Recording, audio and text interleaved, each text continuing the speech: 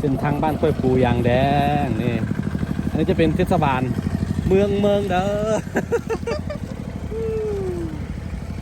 อันตรายโชคดีที่ว่าล่อยางเขาเป็นวิบากนะหรือว่าบ่มีปัญหาอย่างถ้าว่าเป็นอันเรียกว่าล่อธรรมดาเนี่ยบ่ไหวเป็นยังไงครับครู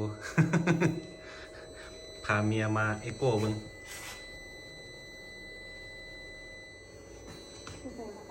มือคำแก้มไว้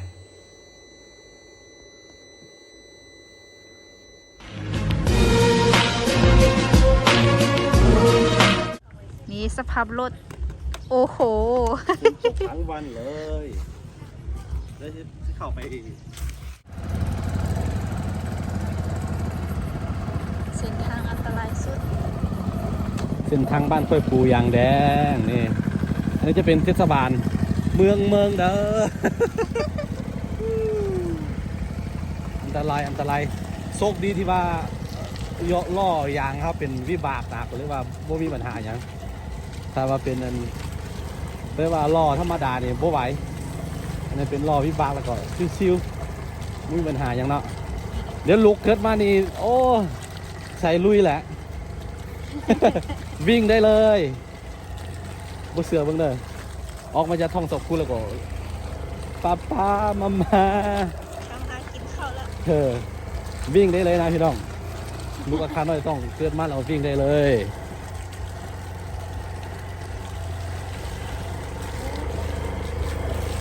ฝนตกตลอดพอสิบไปมือแล้วเนาะ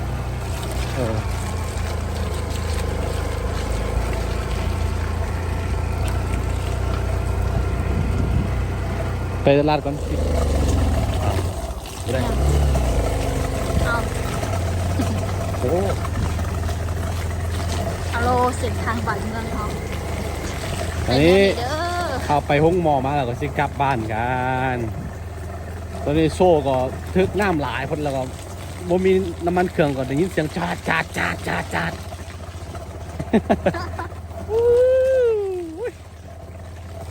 ่าจะออกมาได้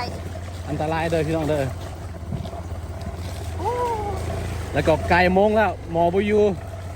แต่โทรหาหมอมาที่จริงจากบ้านไปเมืองของบ่ใช่ไกลอแต่ว่าทางมันเพื่อนแบบนี้2 กิโลที่จริงก็เป็นบ้านอาคารน้อยไล่เข้าครับเทศบาลเมืองเลยศาลเมืองเนาะแต่ว่ามันเส้นทางเป็นแบบนี้นี่มันบ้านเมืองกับบ้านอาคารน้อยมันจะติดแล้วว่าหมู่บ้านติดกันไปเลย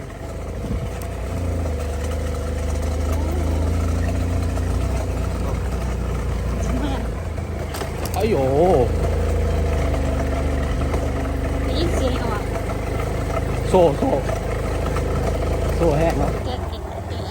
โซ่แล้วก็โซเตอร์มัดเนี่ยรถกับเพโอเคใส่งานโอ้คือว่าคมสุดอันนี้นะเอาซื้อตอนนั้น70,000ป่ายเลยนี่คือว่าคมเนาะปีเดียวทัวร์เที่ยวบักหลายไม่ใช่รถอันนี้ตอนซื้อไม่เห็นสาวคู่เป็นผู้ไปดาวให้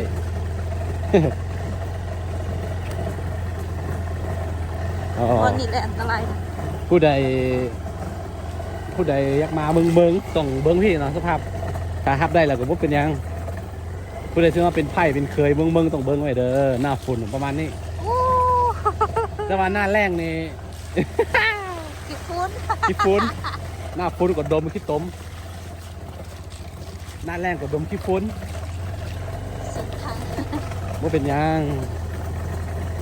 เดี๋ยวลูกข่อยย้ายก็สิปูยางแล้วปูยางแดง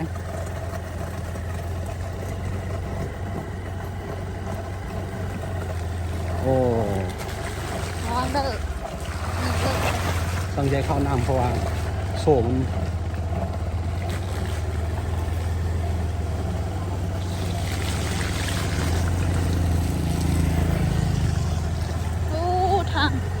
ท่านมาคนเดียวนี่ตายเลยพี่น้องนี่แหละเหตุผลที่เสาคูบ่เฮ็ดคลิปเนาะออกมาใส่บ่ได้แล้ว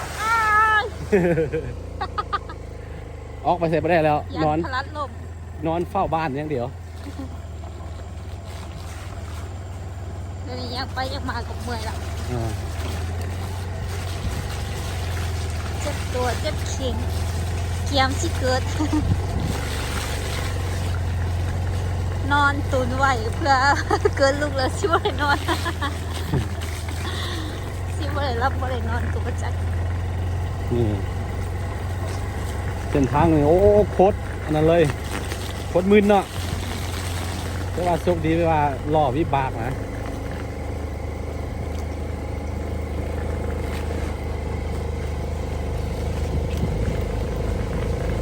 ฝนตกเรียนกันสิไปมือน้ำก็ท่วมหมด น้องปลาเกือบจะไปละ ตื่นเต้นพี่น้องเลยตื่นเต้น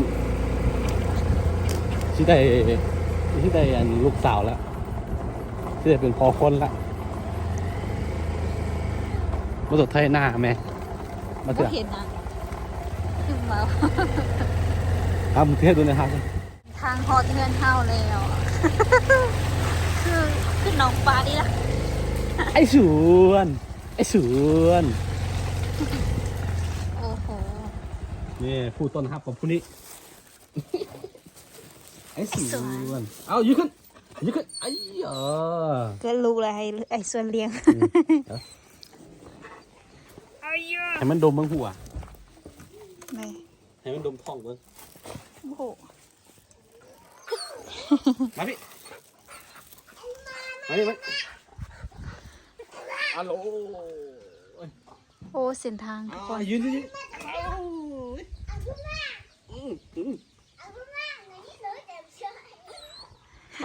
โอเค ตอนนี้เราก็ออกมาจากห้องหมอแล้วทุกคนโรงพยาบาล คือพี่มันจะเป็นซีมิติบ่มีอย่างตัวตรวจซีมิติแล้วก็บ่ค่อยชัดเจนแต่ว่าเป็นผู้หญิงประมาณ 90% แม่นผู้หญิงนั่นแหละ เดี๋ยวประมาณอันถ่ายเดือนกันยาหรือว่าประมาณต้นเดือนกันยาเนาะอีกยังไงก็อีกประมาณ1 เดือนกับ5 มื้อเนี่ยที่ได้เห็นหน้าแล้วที่ได้เห็นหน้าลูกสาวแล้วนี่ลูกสาวเดียวกับพ่อแล้วเนาะโอเคได้สิพาเบิ่งเส้นทางปูยางแดงตัวใดหัวเนาะอ๋อนี่บ่ บันทึกวิดีโอที ไปเลย ถ้าบันทึกวิดีโออีกไฟตัดสายนอนห้อง หัวนี่ปิ้นมาแล้วมันบ่ นี่แหละมา อายุว่าอยู่นี่ ใช่ อยู่นี่ไม่เหยียบอยู่เทิง ทีมทุกที ลูกของเฮาเป็นจังไดครู พาเมียมาเอ็กโก้เบิ่ง ซิวูบองนี่ซิวูเพชร ท่านหมอลองวิจัยเบิ่งเป็นเพชรยิงเพชรทราย ห้องน้ น่าจะเป็นผู้หญิงหลายกว่าเบิ่ง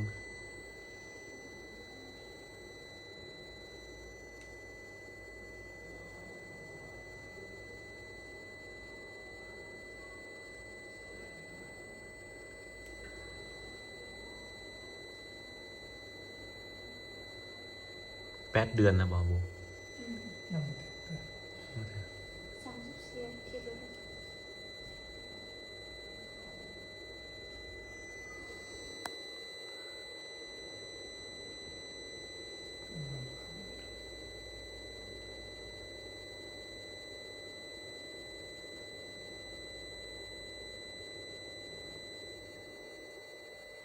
ประมาณไทยเดือนหมดแหละไทยเดือน9มาแล้วเนาะดมเนาะ เนี่ย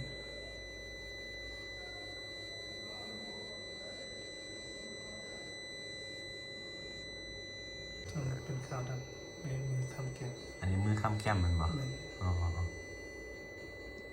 น้าตาจริงประมาณนี้ มือค้ำแก้มไว้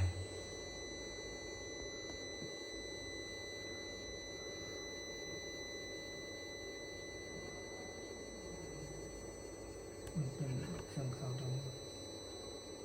ถ้าเป็นสีขาวดำสีสบายหน้าตาจริงประมาณนี้ ตัว ประมาณอาทิตย์ละ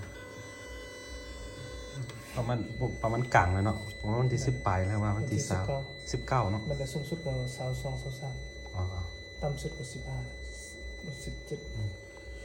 ตามสุดก็15แล้วก็สูงสุดก็ประมาณ22 23เนาะอยู่ในนี้เนาะกลาง มันจะเลื่อนๆกันประมาณอาทิตย์หนึง ๆอ๋อ 2 ต่อ 2อยู่ในเกณฑ์ปกติ1,800อัน2 ต่อ 4 อันอื่นปกติเนาะน้ำหนักเท่าเดียว นี่มัน2 2 1 2 โลมัน 7 2โลไป2โล 2 1 7เอาไม้เอา2 น้ำหนักในคอ บวก2 ลบ 2ตามเอโกกับอันเกิดตัวจริงครับตอนเกิด กดสมมุติยังอีกประมาณ1 เดือนปลายที่ตอนเกิดมาประมาณ9ประมาณจักโล ตามคาดคะเน ตามคาดกันนี่ 2 ลบ 8 2โล8เนาะ มันต้องเท่ากับ2 ละ อ๋อ 5